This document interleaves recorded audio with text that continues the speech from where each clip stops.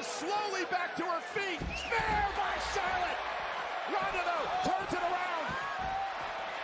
Ronda looking for the armbar. Trying to look at shoulders down. Charlotte got her. Charlotte got her. Charlotte got her. Here is your winner and new SmackDown Women's Champion, Charlotte Flair. Holy hell.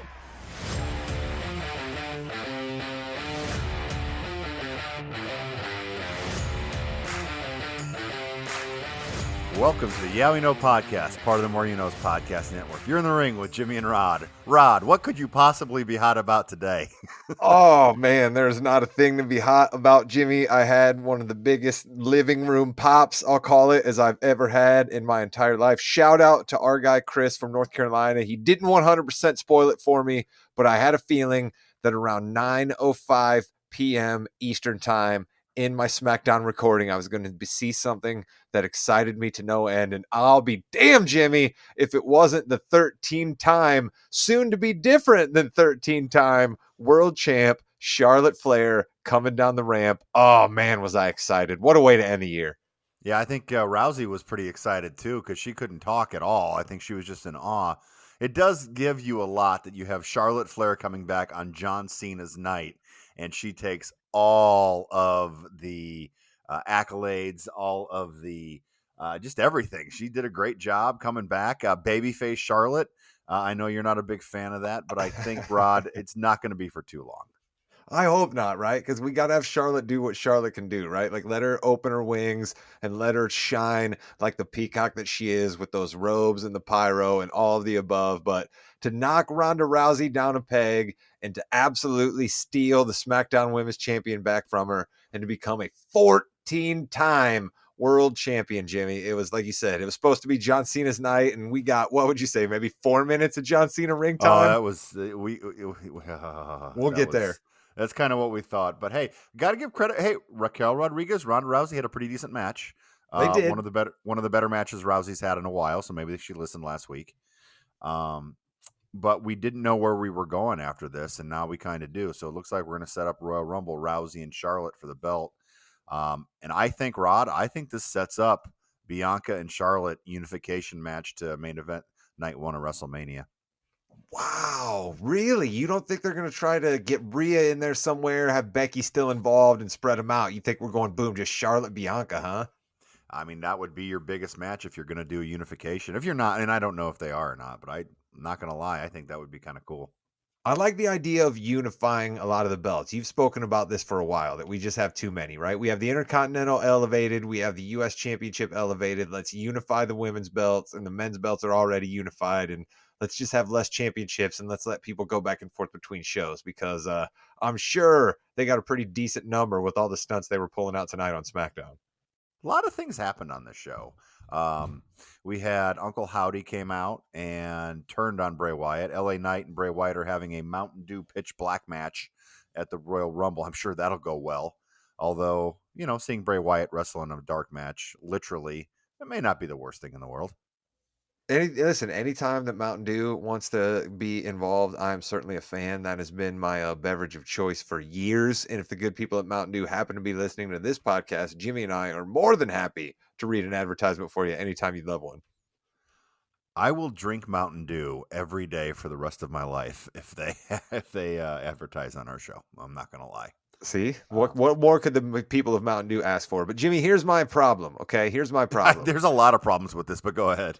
My first, and really this one to me is just a big one. Okay, you expect me to believe that Uncle Howdy is not Bray Wyatt and somebody else, and you've told me that maybe you know who it might be. Here's my problem. At no point will I ever fully buy, ladies and gentlemen, your new Intercontinental Champion, Uncle Howdy, right? Like there's just no possible way they can ever think I'm going to buy this guy as a wrestler if his name is Uncle Howdy. That's my first problem.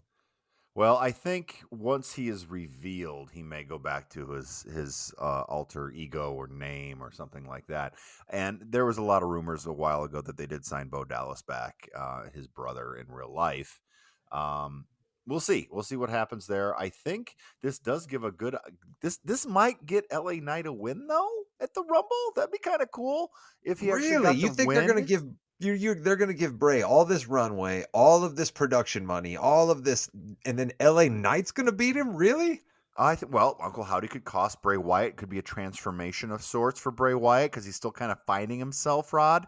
That's what I'm Um, worried about, right? We're just gonna suck Bray Wyatt into being a Bray Wyatt cult member here, are we not? That's what you've told me normally happens in these things. yeah, I'm not sure, but it's so weird that they're having LA Knight, who is slowly getting the people behind him. Yeah. And That was good. we'll see. I love that gimmick. I think it's pretty cool. He's got the look. So The I mean, I think megastar, of overall course he does. He's a that was megastar, neat. Jim. Sheamus and Solo Sikoa had a match tonight as well. It was fine. Solo Sikoa gets the win. You want to continue to build him up. That's fine. You got to give Sheamus a little bit more. Come on now. He was one of the wrestlers of the year for 2022. I'd like to see him continue to rise, but then where are you going to go with him? Yeah, because Michael Cole gave us that tease of Sheamus said his New Year's resolution is he wants to go for the one belt he doesn't have, Gunther, but then we literally have Gunther messing around with Braun Strowman, which I'm not against, but that leaves Sheamus in another region like you just spoke about. Well, yeah, I like the Gunther, and we can just go on to that as well. I like the Gunther and Braun Strowman because Gunther's going to win, and having him take the giant of all giants or the mountain of all men or whatever he is, The monster of all monsters. yeah, whatever. In 2 weeks, I think that'll be another nice win for Gunther, and who knows? I mean, I think that would be a great match at Mania. Let's run it back between those two at Mania. Just don't have them. Maybe they go at each other in the Rumble a little bit, but let's save that till Mania because Lesnar and Gunther would be kind of cool, just because it's something you really never thought you would ever see. But I don't know if they're going to have Gunther beat Lesnar, because if they do, then they have to put Gunther in the championship. Right? They have to do that. So I don't know. Interesting. Yeah, I mean, Lesnar, you're certainly not going to get any kind of a long story build with whatever they decide to do with Gunther and Lesnar anyway. Lesnar will just show up 2 weeks before Mania to just like microwave cook that matchup. So Sure. that bums me out a little bit. That's why I like to see that Strowman's involved with him. Let's do some cool matches with the big guy. Ricochet still sort of involved. As much as I always question myself what exactly I'm supposed to think about Ricochet, I still find him charismatic and I enjoy whenever he's on my TV screen. So they haven't lost me on that storyline yet, but like you said, it's pretty murky right now where exactly we're going. Well, Ricochet is in the qualifying match for the Royal Rumble, and Rod, you're still relatively new, and we get these every year. There's 4 or 5 matches that people have to qualify for. Kind of goes back to the Seth Rollins not being able to wrestle on WrestleMania. It just kind of it breaks that barrier, because then if everyone has to qualify, you would know everybody and you wouldn't have any surprises. And why are we doing this? Oh, we're doing it just to get a random match on the show. That's fine, but as long as Ricochet wins, I'm okay with that. Exactly. But we also, like you spoke about, right? They even themselves shot themselves in the foot because a few weeks back, Kofi Kingston just declared himself for the Royal Rumble. Now Of course. people have to Oh, they do that qualify. all the time. Oh, it's amazing how they do that. So John Cena kept a 20-year streak intact by returning to SmackDown for a year closing main event. Partnered with Kevin Owens. Got a huge reaction from some of the shots they had. I think people didn't actually believe he was going to be there. The match itself and John Cena's interactions in the match itself, you could tell they were being very careful with the man who's got multi-million-dollar movies coming up, don't you think? Yeah, I was going to say, it didn't look like John was going to take a huge pop on anything. And you could definitely tell Roman was even pulling that, let me throw you into the side barricade, which you don't often see that one. Yeah, John Cena going with the Sting haircut from a couple years ago, if you remember that there. But As the Mrs. otherwise, Morgan, pointed out as well, a little bit of a bald spot certainly showing there in the back. yeah, for he's Mr. always Cena. kind of had that, but his hair was always short, and when it goes longer, obviously, it gets more pronounced. But that was kind of interesting. I thought they might, fix that up a little bit, but they didn't, and that's fine. John Cena's intro music. Let's just shout that out here for a second, Jimmy. It's Yeah. absolutely fabulous. It's just absolutely fabulous. The rapping, kind of ridiculous, but the way that John Cena's song begins, right, with the horns and everything, like just people go crazy, and I absolutely loved it. I was on the edge of the seat all week long waiting for it, and then when it happened, I was way fired up. I love that hustle, loyalty, respect hat too. The old school script writing for the NFL hats back in the day. I do like that as well. So good for them. It was quick, nothing major. They got First the time win Roman by, Reigns has fought on free TV since June, well, and it's 150 matches in a row. He hasn't been pinned or something like that. It's December of ridiculous. 2019, Cole said. That's going to be such a big win. I cannot wait to see. That's who what I they're gonna mean. give Who are that they one going to to. bestow with that, Jimmy? Who are they going to bestow with the first pin of Roman Reigns in over 2 years? It can't be The Rock. If it's The Rock, it's everything that is wrong with wrestling. If The Yep. Rock is the one who does And if it. we're to believe everything that you've told us to believe about Triple H, there's no possible way he can make that decision. Who knows? I don't think so. I think again, Cody Rhodes is somebody with the backstory, with his dad, with wanting that title, coming back from that huge injury, maybe winning the Royal Rumble. You could see that happening. I don't know. I mean, they can bring up a lot of different people. I hope Cody's a surprise at the Royal Rumble at this point, because I sort of thought it was going to be Charlotte, and we were already been served that one up on a silver platter, and I couldn't be happier about it. But I'd imagine Cody's got to be the surprise Royal Rumble. I could winner see at this Cody point. Rhodes being number one actually, and going all the way. Yeah, yeah. That's something that could happen. I'm no fan, but we've got to have some sort of surprise on the women's side now. Are we looking at Sasha Banks, or is that New Japan? No, Banks whatever is done. you talked about. No, she's out. She's signed with New Japan. She's gonna work with them for a while, so she's gone. What about Naomi then? Well, now see, it's kind of interesting, isn't it? Because okay, my best friend who I left with is gone. The person who I left over is not in charge anymore. My husband is in the company. I could see Naomi coming back. Yeah, I mean, because I just feel like we're going to have to try to pull out some surprise for the Rumble, right? And I mean, God bless Triple H for giving us that surprise here at the end of the year on free TV on Fox. But I really thought Charlotte Flair was going to be the card they were pulling for the women's Rumble match. So I'm really intrigued now to see what they're going to decide to do there. Yeah, who knows on that? But overall, good show. It was exciting to end the year on this note. We're looking at some big shows coming up in January, though, for the Yeah We Know podcast. And last month or so has been a little light on the news, but we're excited. Obviously, with the Morgan, we've got Balls and Brew every week. We were coming up on 100th episode of Balls and Brew too. By the way, that's our third 100th episode feed. That's amazing. By the way, just throwing that out there.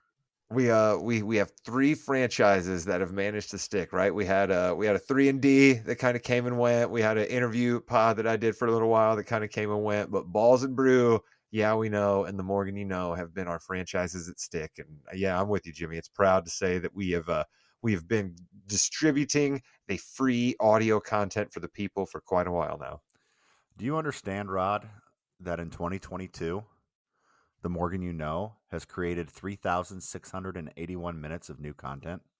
Wow. Which is more than 94% of other creators in our category. I don't know how new I would categorize all that, because I tend to repeat myself quite often, but thank you to the good people of Spotify for saying that is new audio content. Of uploaded content. How about we say that? There we go. But yeah, we definitely do upload something new. I tend to have themes that I hit all the time, but we do upload new as often as we can. So we've got we're going to have a kind of a recap little idea that we had coming up in the next couple of weeks, where we look at the Royal Rumble from 2022 and we talk about, would you believe this if I said this after that pay-per-view? And I think we've got a lot of would you believe that there's no way we would believe.